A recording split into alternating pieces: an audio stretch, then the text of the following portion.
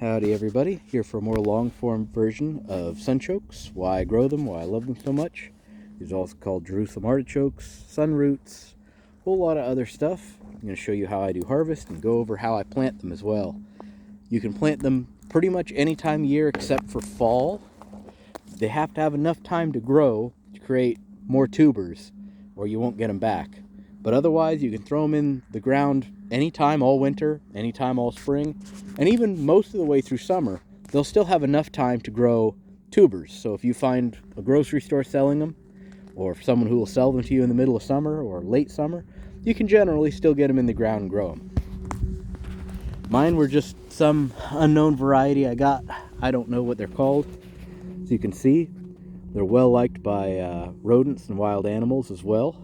These were near the surface, so they're just a little squishy from the couple freezes we've had. But they're surprisingly cold resistant. And because there's a nice nutritious food source around, I find that the rodents don't chew up my trees because they'd rather eat the healthier sunchokes than scrape off all the tree bark. I brought a shovel, probably won't even really need it. Excuse me. But here we are. I'm going to go over a lot of things in this video. How to grow them, which is pretty self-explanatory. They grow themselves pretty much. Why I really like them, what they're good for. They're just in general a great plant, very nutritionally similar to a potato, and they're 40% lower on the glycemic index. So they're great if you have to watch your blood sugar. Now, these are a very strange plant in a lot of ways, because they're the easiest thing in the world to grow in my environment, but to buy them, you can buy them at places like Fresh Thyme and some other organic stores. They charge an incredibly high amount for them. Like a half-pound bag is $7. But if you just buy that bag and plant them, or buy a variety online and plant it, then you can have an incredible amount of money savings just from that alone. Because 1 or 2 tubers can produce 30-40 pounds per plant. So here you can see way over there is the main base of the plant, and some critters have already been digging, and you can see there's quite large tubers all the way out here. I usually just keep a bucket of water on hand and just drop them right in, but you know, just digging around with my hands, this plant has done phenomenally well and spread quite far. I break off what dirt I can gently with my fingertips, just throw it in the bucket. This kind of, like I've said with a lot of other root crops, gives me an excuse to kind of churn up and fluff up the wood chips out here in my food forest or my orchard. Oh, there we go. Some big ones. So these that were below the mulch are still rock hard. Just like carrots, you want them to be hard. If they have frozen, then they get soft and squishy, they're not as good. And if they're really old, they'll get soft and squishy and not as good. So, you know, just do what you can to get them while they're good and fresh. I'm gonna move my water bucket. Oh, they are, see, this one was a little close to the surface. This part's a little bendy, but this part's still nice and hard. Unlike potatoes, when they get green, that are harmless, the entire plant's technically edible, though you wouldn't really enjoy eating most of it because it's the green parts of the plant, the leaves are covered in little fine hairs which would be itchy on the tongue. Oh, and all these little fragments, if I let them end up back below the mulch, they will make whole new plants. It takes almost nothing for this plant to repopulate or grow its numbers. Sorry, there's so much of the actual plant here. It grew at least 11 foot tall and spread like crazy. There's so much of the plant here that I'm going to have to move you guys a lot to actually get through all this. Suppose next I should talk about planting. Planting can be done in all sorts of ways, especially if you have a really big starter piece like this. I could plant this, 6 inches or deeper into the soil, or probably could go even a foot deep, and it will still send up shoots all the way to the top. You don't have to worry about making sure it's angled in any certain way. It really doesn't care. Get it in the ground and it will grow. This one you can see some kind of critter has chewed on. That's okay, we'll just cut that section off when we get indoors. All this stuff will be good. All this stuff on this side will be good. Maybe you don't want to sell them like that if you're interested in selling, but yeah, look at that. I'm sure you guys can see at least some of the incredible sizes I'm getting. I never watered this. I never fertilized this. I never cared for this in any way, shape, or form. How I planted this is I grabbed a big chunky one like this. This is one of my new patches. I have some more established patches that might have bigger roots. But I just grabbed one like this, pulled all this mulch aside, because I've got, at least that much mulch there, maybe 5-6 inches of mulch. And I just threw this on the ground, covered it in mulch, and it sent down tubers in all directions. Because that's what this plant really, really loves to do, is spread like crazy. So, great big huge clumps of food. Maybe I should start talking about some of the downsides of this plant. Oh, sorry for the shaky camera work. So this plant is incredibly high in inulin, which is the same thing in beans that makes people gassy. So you miss one like that and it'll come back. But this plant makes people gassy. Gas pains can be quite painful and uncomfortable, so it's up to you if you want to worry about them. You can reduce the gassiness by waiting until after a freeze to harvest, which these store best in the winter. Maybe I should instead switch to storage first. The best way to store these is keep them in the soil. Just leave them until you're ready to use them. I have a few hundred plants, and throughout winter, when we have periods like this where it warms up just enough, there's not snow on the ground, and the ground isn't frozen anymore, I can go out here and collect 30, 40, 50 pounds, however many my family wants and needs, however many the people who were helping out at the time need, and then just leave the rest. And I can leave them in the ground all the way until it warms up in early spring when they start sprouting. When I first see them sprouting, I can get one more harvest in generally. That one more harvest is going to have a little bit of green sprouts coming out of them, but that's okay. Again, the whole plant's edible. So we just break the sprouts off and eat them. But anything past that, the plant starts sucking all the energy back out of the tubers to make new plants. And there's nothing wrong with that. That's just the natural life cycle. Anytime I find anything gummy and squishy, if I want the plant to just go crazy in an area, I just throw them back under the soil or the mulch. But if I'm trying to keep it a little bit controlled, these gummy squishy ones, I just throw off into the brush. They will die after repeated freezes. So that prevents them from taking over, and it gives the rodents and animals something to eat all winter. Bit by bit, every time I harvest, I end up digging up more for them. So just keep working my way through. My estimate on this plant will probably be most of this 5-gallon bucket full if I get them all in this one harvest. I might harvest only half. A little slug. Just gonna throw him off to the side, let him live his life. If you kill all your slugs, you won't have beetles that eat your slugs. And then when the slugs come back, because believe me they will, there's nothing to eat them. So I keep a couple pests alive, because then they feed the things that eat them. But yeah, so planting, easy as can be. Throw it in the ground or throw it under the mulch. I just threw this one on top of the mulch and covered it in mulch. Or I threw it on top of the ground, covered it in mulch. That's all I did. And I'm just pulling up monsters. I mean, and again, keep in mind, this all started with one that wasn't much different in size than this. Every piece of food I've gotten from this is just a huge return on investment. And these things are so not fussy. I've grown them with no mulch. I've grown them with mulch like this, and they do better. I've grown them without any water in like a bucket. They produce very little without water. But they still produce. And without sunlight is really where they struggle. Without sunlight, these things really don't go far. So they do like to be in a sunny spot, and they don't like sweet soil. By that I mean you need somewhat acidic soil. Most soil is already somewhat acidic, but one thing I have heard is a reliable way to kill these things off if you want to. This one has some really good pieces we could eat, but because I'm gathering in bulk to store and share, I'm not going to take that one because there's just so much rot. So again, just throw it off into the brush for the critters. But yeah, this is one of the easiest things in the world to grow where I am.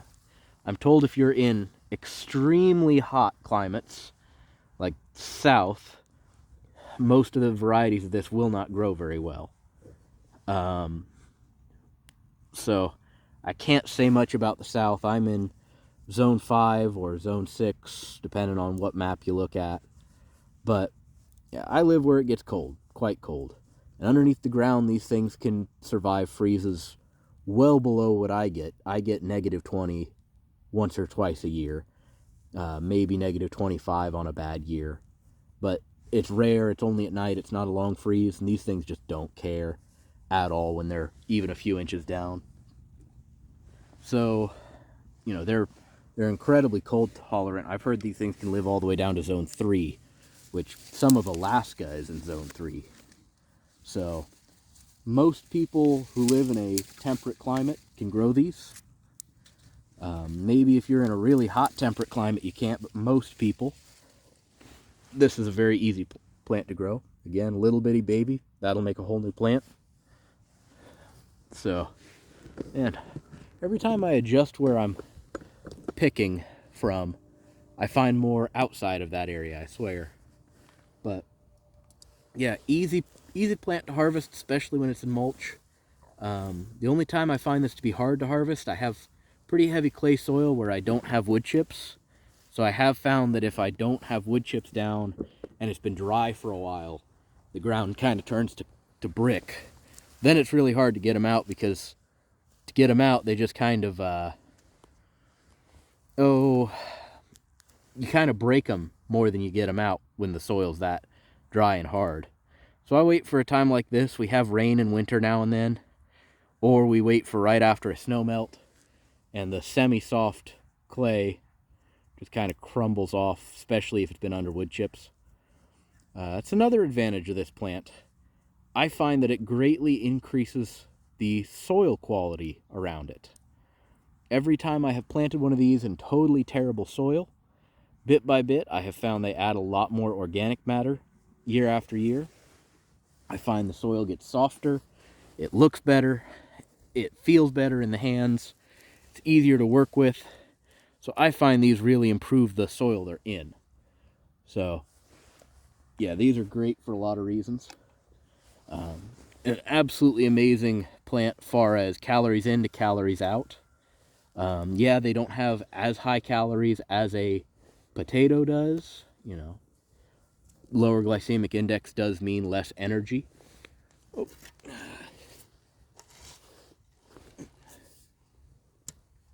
So they don't have the same energy per poundage as potatoes, but they also grow so much easier than potatoes. Like, it's hard to believe or describe because people think potatoes are the easiest thing in the world, and maybe in some environments they are, but here potatoes can be a little bit tricky. This thing, you can throw it almost anywhere that has sun and it will just keep producing. Re-angle you back to the center. So just an amazing plant. All these pieces that break off, they have little bits on them, but they've been exposed to the cold, so they're not in any kind of condition I'm interested in. But bit by bit, that one's kind of squishy. A lot of these squishy ones, if I were desperate, you know, from the perspective of a survival crop, a lot of people will call this, the squishy ones are oftentimes quite perfect to eat, but I'd rather eat these hard ones. Just like you could eat soggy carrots. There's nothing really wrong with squishy carrots, but you know, you just generally, if you have the option, you wouldn't eat them. It's the same sort of deal here. especially when this plant produces so much on so little. Just break off those roots. You see, that little tuber would be enough to start a whole new plant right there. These are also great to give to animals. People feed pigs on these really reliably when they grow them. If you have enough land, you can even plant these and then let the pigs live in a different section for a while. And once the pigs have let these things grow, fall and winter, you can run the pigs through them. The pigs will dig them up and eat them all on their own. Pigs are big and strong enough to do that. Outside of that, other animals that will do well with these are chickens. You'll probably either have to cut them up or boil them so that the chickens can actually get through them, because they're just too tough for them to peck away at effectively. So, you know, you can feed both chickens and pigs with them. I'm sure you can feed most all other birds with them. You can feed a little bit to cows. Cows might do better on the forage on the top, but it is fuzzy, so they might be picky about it. It might feel funny on their tongues. Those roots are probably just fine, but they've just got so many hairs on them that I'm going to leave them for the animals. If it's not obvious, I'm very generous with this plant because it just produces so much. There's no reason to be greedy. You know, there's just so much food available whenever I grow these things that I can afford to just, oh, that one is, you know, just barely blemished. Oh, well, feed it to the wildlife. They're just absolutely overproducing all the time. Just huge amounts of food from this plant. Almost lost you guys. I'm sorry about that. But, yeah. And I'd like to point out again, I'm sure you guys have heard me say this already by now, but this is a single plant. This was a single tuber that I stuck in the ground late spring. Like, this was later than most of my sunchokes went in. I just had a really big one that it didn't get put away the way the rest did. It was inside of like a grocery bag, and it was just sitting in my garage where it was cool during winter. And it got hot, and the plant went, oh, if it's hot, it's time to grow. And it sent up shoots that punched straight through the bag it was in. That one's all smushy. So it just kind of, sorry, just threw the whole large plant away from us. But it just kind of decided to grow straight through the bag. It punched holes through it. These can grow through some really hard soil, if it's not obvious by now. So, oh man, a little bit of dirt being stubborn here. I get what dirt out I can in the field. That's why I've got the water bucket with me. They don't really swell and crack when they're in the water. Some other crops you don't want to do like that. Like if you put tomatoes in a water bucket, before you bring them inside, they just swell and crack. These don't care about the water bucket if it's not more than a few hours. But I get them as clean as I can. But I mean, look at all those knobs and crevices. You know, you can't get that clean in the field. That is one of the downsides to this plant. You are always going to have crevices that don't become clean just by hand cleaning in the field. And I try not to break them like that because then they don't last as long.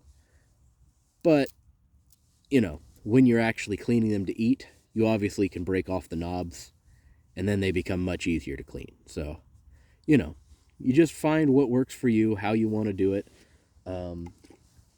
Because these don't store the best indoors, but if you put them in a plastic bag in the fridge, in the crisper, they tend to last a couple weeks to a couple months. So if you want to break them up and use them right away, you can. Or you can leave them a little more whole and they'll last a while longer. You know, you find what works for you with this plant. It's a very versatile plant. This one's got some black spots, but they're still hard. So I'm going to bet that those are probably just fine. This one's got some black spots that are all squishy. And you see that's all just rotten for one reason or another. Maybe it got cold, maybe something chewed into it. But I can break off that one. That one's fine. Those are nice and hard. I'll throw this one aside. You know, and again, you can be generous to the wildlife with this one. Yep, all squishy. Probably edible, but like a squishy carrot, why? Why eat it? But yeah, usually once I go through all this, either I leave a lot of the little tubers and just leave it be like that, or I try to get all the little tubers I can gone, and then I put one big tuber back in. Big tubers seem to make big plants that seem to make big sunchokes, as long as they've got good space. The closer together you pack these, the smaller the sunchokes you get. That's another big thing. Packed together, these things don't produce big ones. They still produce probably a pretty considerably similar amount of food. You'll get a lot of small ones rather than this big knobbly monster. You know, that's comparable to a decent-sized potato. Whereas if you plant them all close together, you're probably going to get them all like this, which are, of course, not comparable to most potatoes. Let's see. I filled about a third of my bucket already. I'll show you guys the bucket once I've gotten a little further. Oh my God. Sorry for the foot vision there, but I've realized that means I must be sitting on some, which under the mulch you can walk over them. I don't know about how much tractors you could drive over them, but as far as walking paths, they'll grow right under a walking path if you've got it all covered in wood chip, and they'll still produce just fine. These things don't come out smushed when they're under a walking path. They're tough. So you can grow the plant alongside a walking path made of mulch, and it will produce food under the walking path, and you'll never have a problem with it, in my experience. I walk over this area all the time when I'm checking my trees. You know, about monthly I go through and check my trees. Don't know what kind of mushroom it's going to be, but check out that nice mycelium. Those are little fungus roots, basically, or fungus feeders. Yep, and as I thought, just chasing underneath all that. I've been digging right here. I'm starting to find more of them.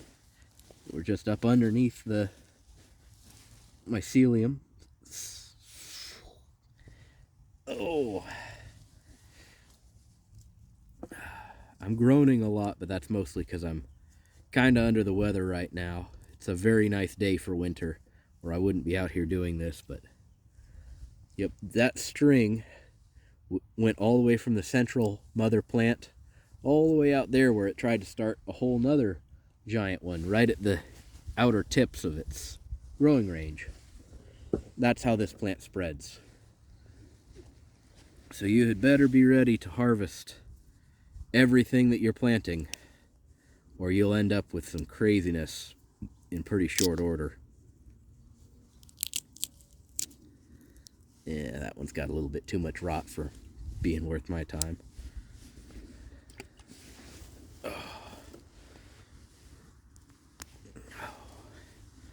Yep. And I'm betting there's a ton more of them growing beneath the soil. Right now I'm just digging through basically the surface, digging through the mulch, where it's really easy to dig. But I've probably got a ton that are deeper in the soil that I'm not finding because I'm not digging. And that's fine. That just means that I'll have a lot more come up in spring. I'm not in an area where this is too big of a deal. You don't want to plant these super close to any kind of fruit tree or anything you're worried about disturbing the roots on. But if you're growing them way out between trees, especially trees that are kind of durable, there was some rot there, but it's not too bad. Oh, yep. Little bitty ones.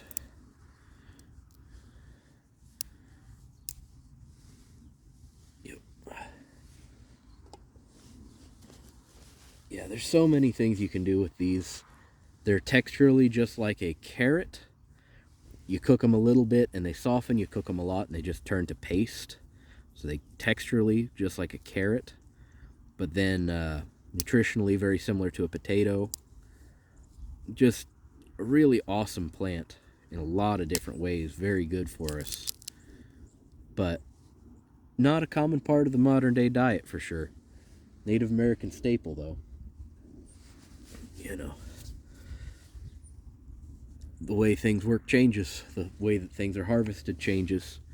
and the things people will want to eat change. These kind of look knobby like ginger, or I've even heard people say very unpleasantly that they look like grubs to them. I don't see the grub comparison, but ginger I certainly see. And because of that, a lot of people don't want to eat them because of how they look. Yep. But a lot of people also don't want to deal with them because that knobby shape makes for so much trouble in cleaning them. So I can understand some of it. There's a couple varieties out there I'm interested in that have been bred to be more spherical, like a potato. The yield is lower, but the yield is so high on these to begin with. A 30% lower yield, but easier to use in the kitchen might be totally worth it.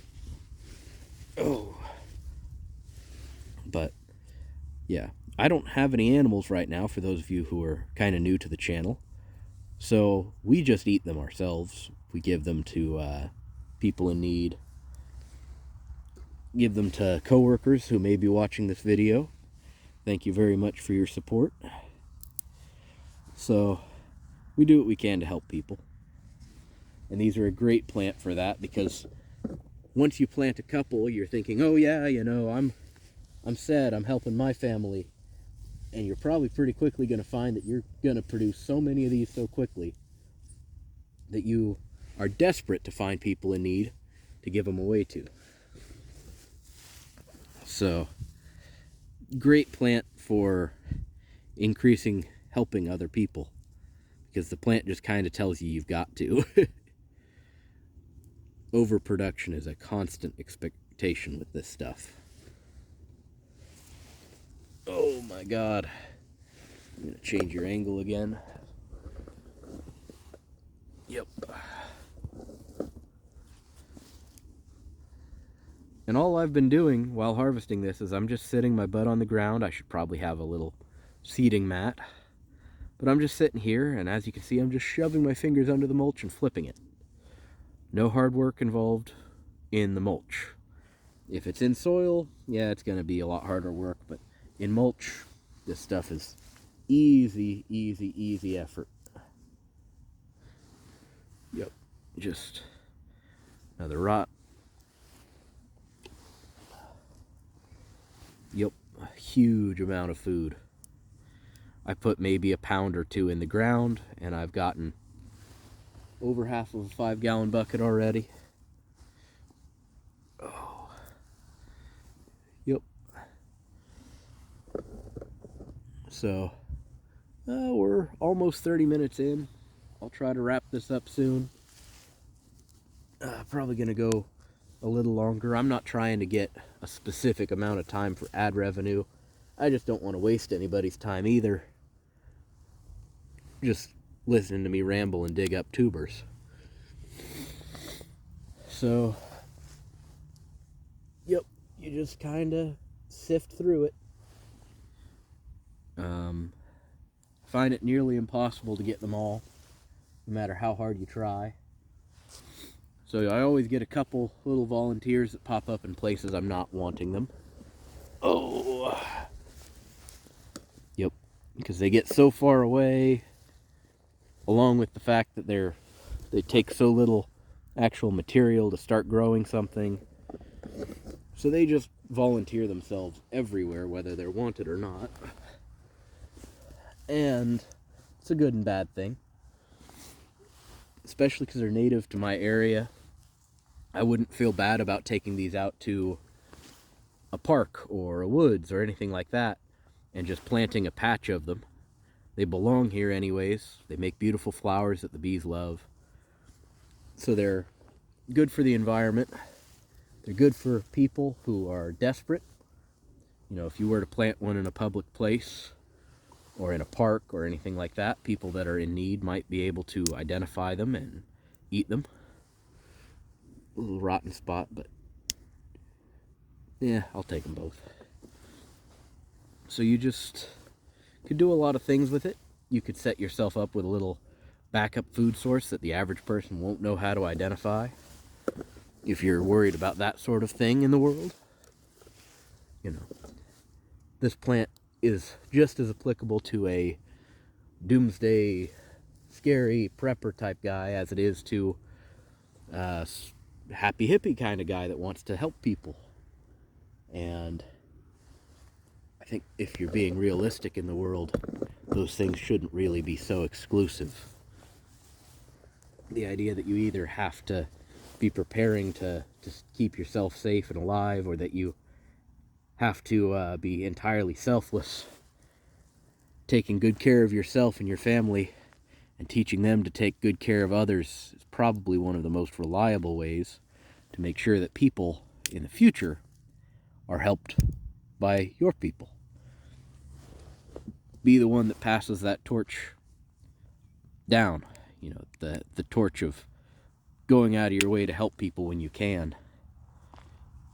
You know, be that the bigger person, be that person that helps when you can. And there'll be times where you can't help. You'll have a bad crop, you'll have a sick year. That's life. You hope that someone will help you. Hopefully you surrounded yourself with people that will. And that's what gets you through to the next day or the next year, whatever it may be. Humans were meant to help each other and live as groups. And that's still true.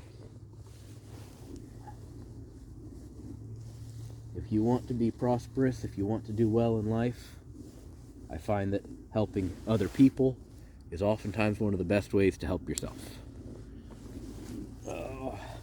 Didn't mean to shoehorn so much of my philosophical stuff in your faces, but we're getting close to being done. There's another one that critters have been chewing on.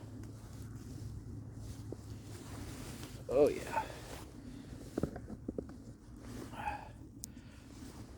Yeah, that 5-gallon bucket's looking pretty full from one plant. I've grown these a couple years, I should specify. I feel like the first couple years they did well, but they didn't do crazy. But now that they've had a couple years growing in my soil and my microclimate and my exact part of the woods, I find that they do even better than they did on their first year or two. And I'm not going to say that's because I did better, because again, I stuck this in the ground, covered it, and I haven't done anything to it until now, where I'm digging it up for my family and for others. So I certainly didn't get better at growing it, because I'm not really growing it. This is controlled foraging, I would call it. This is planting something that grows well on its own and making sure that it doesn't get out-competed and then just leaving it be. This is more foraging than farming in my eyes. You may not see it that way. You don't have to. We don't have to agree on it. But that's my philosophy on this plant, is it's a great controlled foraging plant. I've been working a little bit at a time on a little book where that's kind of going to be the entire premise, introducing things that people can forage so that people can find food when they need to. And I think that this is a great contender for that. So here we go. I believe I've harvested absolutely all of them in this spot. Again, this was one plant. So there's the tree from earlier, and I've just sat and sorted through the ground. I mean, I can kick around a little bit under my feet or under my butt where I was sitting, but I think that I started from an outside edge, and there we go. There's one I missed. I was just about to brag. I thought I started from an outside edge and worked my way in well enough, but here we are. Oh, that would have been a huge one to miss. And if you're wondering my yield so far, 5-gallon bucket, totally full. So if you decide, oh, there's another big one. If you decide that you want to grow this, if you live nearby me and you can ask me directly for a couple, that will do you quite well because they're already adapted to my microclimate. But if you live further away, There's tons of varieties online. You can get them from Etsy. All sorts of places have them. So,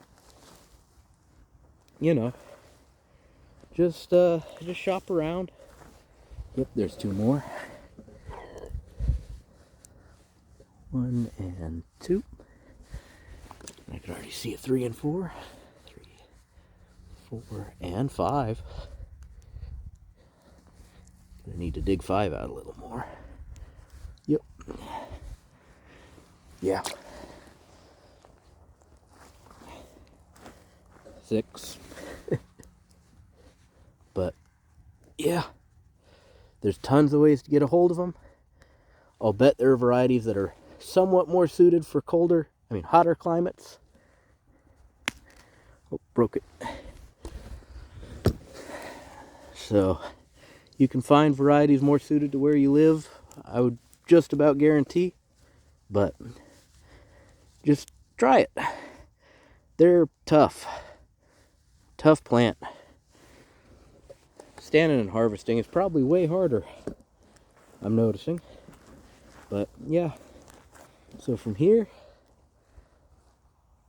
yeah.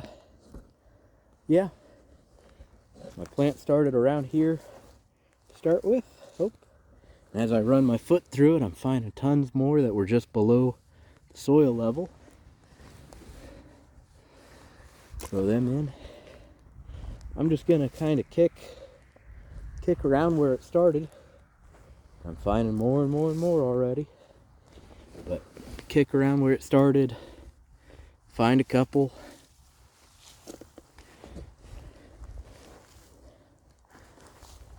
Okay. So I'm down to the soil. Pulled out a couple more big ones. But right here, I'm on the soil. You don't have to be perfectly on the soil like this, but once I dig down to soil level, right like that, I just go over here, grab a big one, any of them.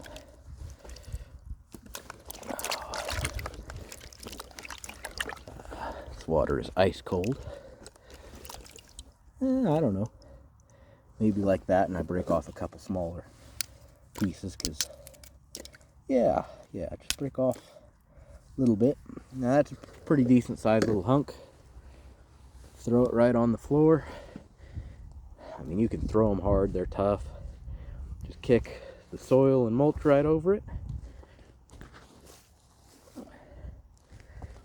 Like I said, this can punch through 6+ inches of really tough soil. So it can punch through a ton of mulch that's even easier. I just stomp it in. Now I can pretty well promise I'm going to have a big one come up there again. Man, just going back through the mulch, finding more big ones.